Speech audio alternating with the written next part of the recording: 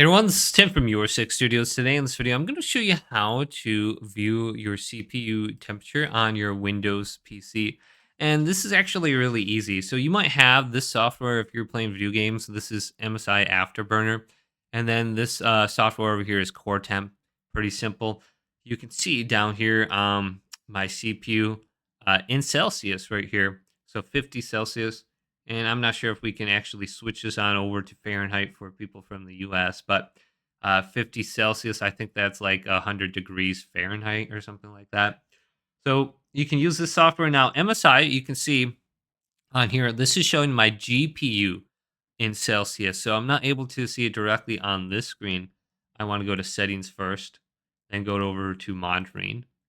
And then I want to go over to CPU temperature and just click show in system tray, and I can do the same thing for my GPU temperature.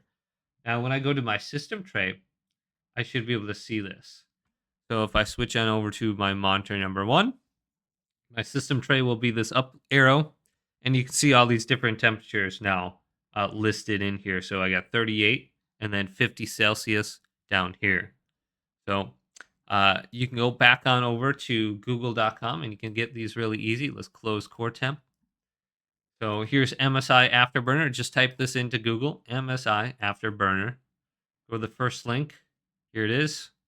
This is what it looks like. Now, the only weird thing is it's so difficult to see for some reason when you have it in 4K. It doesn't scale very well. So download it right there.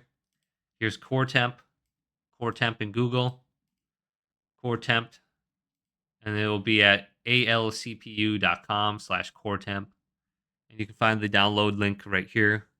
So here's the direct URL. It's kind of goofy to get to. I think this must be open source. So, yep. Once you go in and get this, open this up. And then you'll have your two different softwares. So let's open Core Temp again. Core Temp. And you'll be able to see everything on here now. So my screen goes black. Here it is. We're back. So if you're playing video games, MSI Afterburner is probably much more useful for you because it shows your GPU, and then you can see your CPU as well. And the cool thing is here, you can adjust your fan speeds too. So if you want to use this, your on-screen monitoring as well. So you might already have this on your computer versus this one, you probably won't. So hopefully this video did indeed help you out. Did leave it a big thumbs up and subscribe to my channel down below.